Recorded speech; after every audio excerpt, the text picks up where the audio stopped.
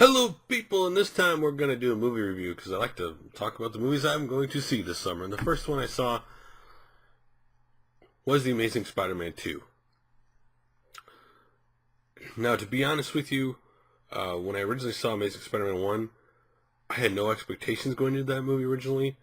I thought it was too soon from Spider-Man 3. Spider-Man 3 left a bad taste in my mouth because they had too many villains, and it became a train wreck. And I felt it was too soon that they rebooted it awful soon. But I had people want to go see it. I went to see it with no expectations, and I was pleasantly surprised that it was a decent movie. That they had gotten Spider-Man right with, how he always, no matter how bad the situation is, he's always cracking a joke and that kind of stuff. I had more expectations going into this, but at the same time, like a lot of people, Spider-Man 2, Amazing Spider-Man 2, when I saw three villains in the movie, I got worried. Because Captain America Winter Soldier is the exception, where they had a bunch of Marvel characters, but it did a great job. And so, like Iron Man 2 was the opposite. That I thought that movie was hurt because they were trying to set up too much stuff for the future in that movie, put too many other characters into it, and it bogged it down. Still an enjoyable movie, but it got bogged down. Amazing Spider-Man to me is more like Iron Man 2, where it's an entertaining movie, but because they put so much stuff in one movie, it gets bogged down by it. And all this stuff is because they've already announced they're going to do a Sinister Six movie, which, for those who don't know, it was six of Spider-Man's greatest villains got together and made a super bad team. And they're making a Venom movie. Now, there's no Venom in this movie or anything like that. But because they had so much they had to put in this movie to set up for the future, it hurt a lot. Gwen Stacy was great in this film. Peter Parker's Spider-Man was great in this film. They both were given, obviously, plenty of time.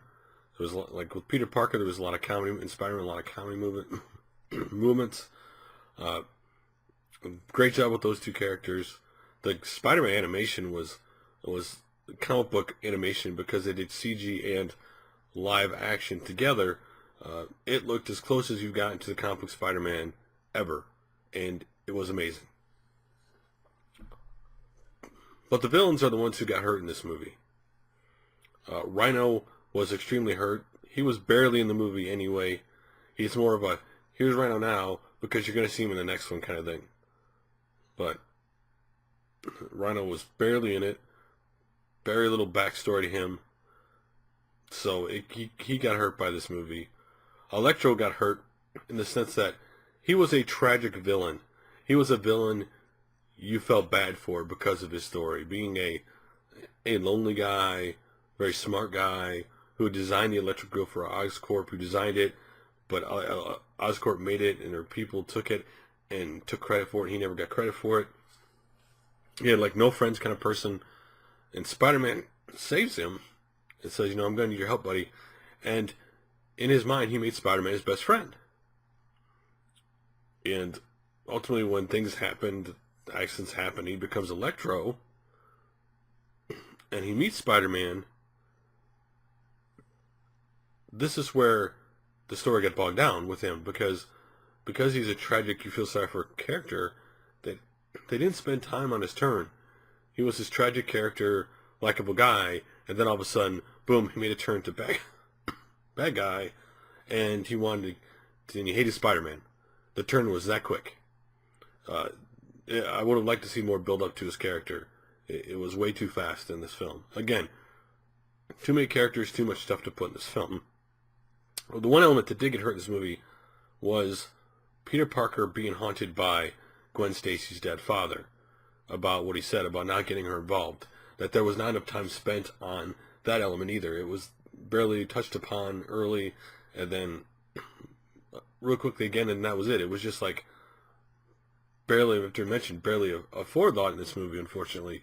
Another thing they could have used really good. It was almost like two movies fit into one, really. Except condensing down to the point where they hurt, each of the things hurt the other one.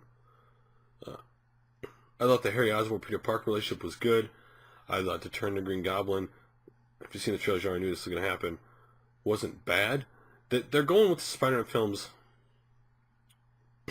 borrowing from the Spider-Man comic and also borrowing from the Ultra Spider-Man comic and merging those two origins with certain, depending on the characters. So, with this movie, spoiler if you haven't seen it, Harry Osborn's father doesn't die because of Spider-Man.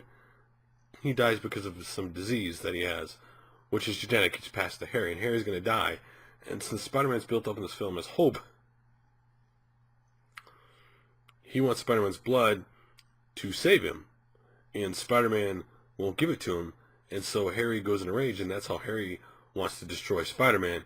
And so later he finds out Peter Parker is Spider-Man. Again, a lot of setup in this film. It was entertaining, but because so much was in this film, it hurt it overall, and it was a shame because it could have been a really much better film than it was. But still an entertaining film. If you like Spider-Man, you're gonna like Spider-Man because he does the joke things. There's a lot of comedy in this thing with Peter Parker and Gwen, or Peter Parker and Aunt May, and so overall entertaining movie. I definitely would I go see it again? No, I see it once was fine. You'll get entertained by it, but you won't get blown away.